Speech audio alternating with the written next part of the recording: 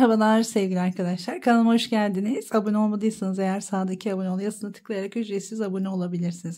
Evet, bu görmüş olduğunuz modeli sizlere anlatmaya çalışacağım şimdi. Yine bir takipçimin isteği üzerine çok kolay, basit böyle örümcekli şal modeli, bir üçgen bir şal modeli. Şimdi tek motifle başlıyoruz. Sonra 2, 3, 4 şeklinde artırarak örüyoruz. Ya da isterseniz ense kısmına, eğer şal yapacaksanız tabii ki ona göre anlatıyorum. Ense kısmına istediğiniz uzunlukta yapıp sonra azaltarak da örebilirsiniz.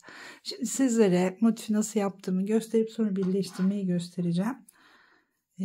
Şöyle 7 tane zincir çekerek başlıyorum. 1, 2, 3, 4, 5, 6, 7 zincir çekiyoruz. İlk zincire girerek birleştiriyorum ve bir halka oluşturuyorum. Şimdi bir zincir çekelim. İpimizi uzatalım. Burada önemli olan bu ipimizi uzattığımız uzunluk. Her birinde aynı olmalı. 1, 2, 3 defa doladım. Bakın bir taneyi zaten başta dolamıştık. Toplam 4 dolam olacak. Şöyle çekiyorum. Bir zincir. Tekrar bakın ipimi uzattım. Şimdi örümceği yapıyoruz. Tığımı ilmeğin arasından geçirip şu aradaki ilmeğe tekrar giriyorum. Bu şekilde kapatıyorum. Tekrar uzatıyorum. Bu aradaki ilmeğin arasına girerek bir sık iğne yapıyoruz. Tığımı doladım. Ortaya geliyorum tekrar. Fıstık bildiğimiz 1 tığ doladık. 2 tığ doladık. 3 tekrar tığ doladık. 4 defa çektim. Bütün ilmekleri bir aldım. Şu son 2 ilmeği tekrar alıyorum. Bakın. Şimdi uzatıyorum ipimi. İlmeğimi buradan geçirdim. Aradaki ilmeğe batıyorum. Şimdi tekrar uzatıyorum. Bakın ilmeğimi bu şekilde alıyorum. Uzattığım ilmeğin arasından geçirirken şurayı tutuyorum bakın. Buradaki boşluğa tekrar geçiriyorum tığımı. 2 ilmeği bir alıyorum. Bu örümcek modeli. Tekrar tığımızı doluyoruz. Ortaya geliyoruz. 1, 2, 3, 4. 4 defa çektikten sonra bütün ilmekleri şöyle çekiyorum. Bakın sondaki tek ilmek ve çektiğim ilmek, ikisini tekrar birlikte alıyorum. Tekrar şimdi örümcek yapıyoruz. Uzatıyoruz. İlmeği alıyoruz. İçinden geçirip tekrar hemen buradan batıyorum. Bir sık iğne. Uzatıyorum. Bakın burayı tutuyorum böyle. Daha rahat yaptığım için bu şekilde yapıyorum. Ben de ilmeği geçirdim buradan. Hemen buradan tekrar giriyorum. Bir sık iğne. 2 tane yaptık.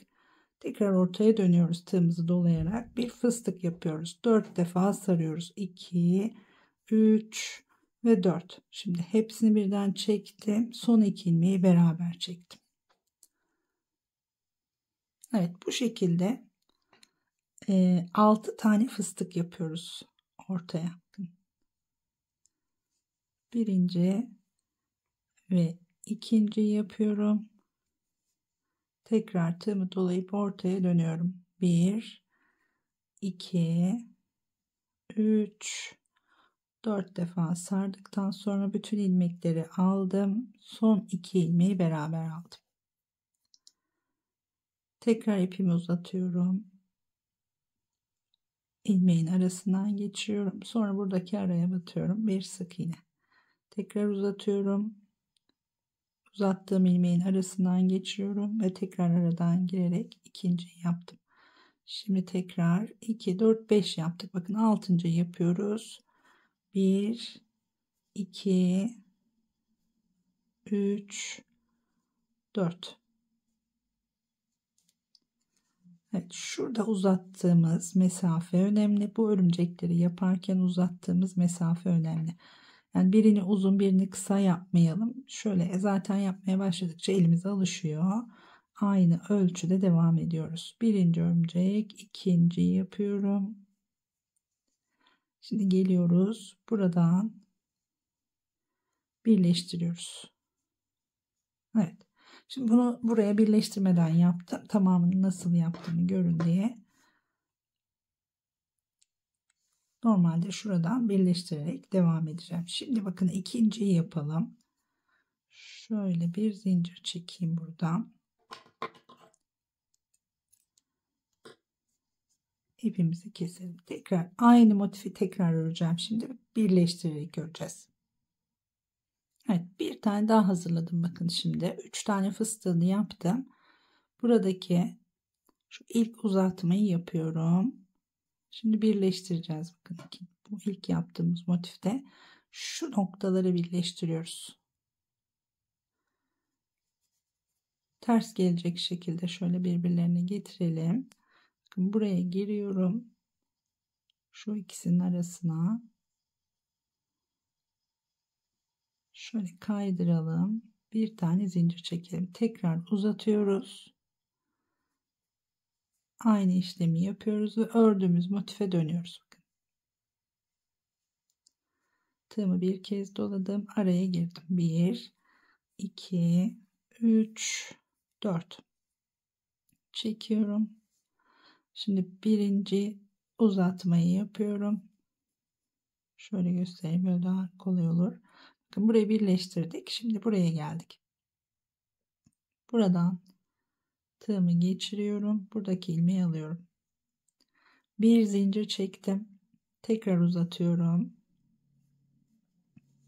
İkinci uzatmamı yaptım. Tekrar tığımı doladım.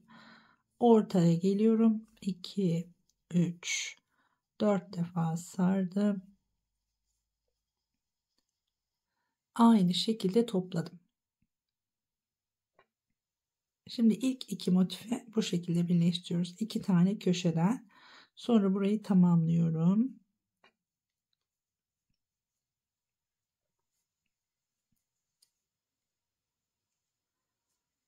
Son fıstığı yapıyoruz. 1, 2, 3, 4. Kapatıyoruz. 2 ilmeği beri alıyoruz. Tekrar uzattım. Birinci uzatma, ikinci uzatma yapıyorum. Ve aynı şekilde buradan gelip birleştiriyorum. Bir tane de zincir. Keselim.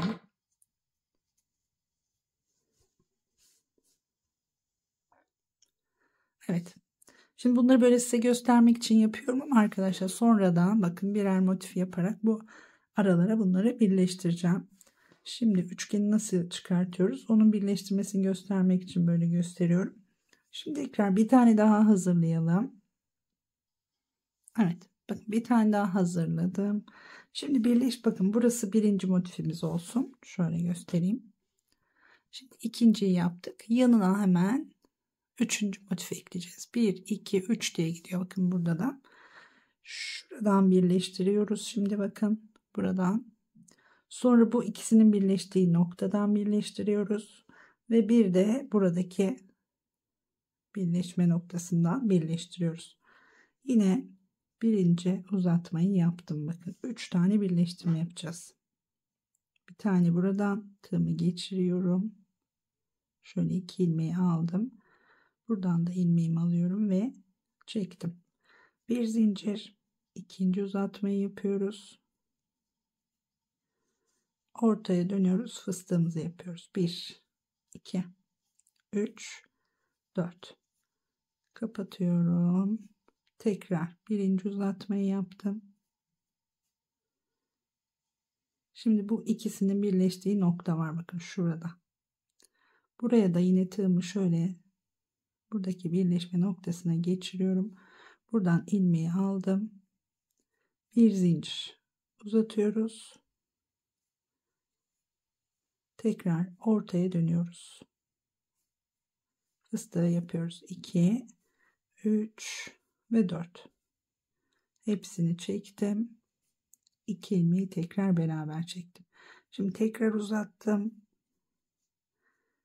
Geliyorum bakın. Şu noktaya. Tığımı geçirdim. İlmeğimi aldım. Burada bir zincir çekiyorum. Tekrar uzatıyorum. İkinci uzatmayı yaptım. Geliyorum ortaya. 1, 2, 3, 4. Kapatıyorum. Buradaki birleştirmeyi de bitirmiş oldum. Şu ipimizi çekelim şuradan. Tekrar şimdi birinci uzatmayı yapıyoruz. İkinci uzatmayı yapıyoruz. Ve birleştiriyoruz.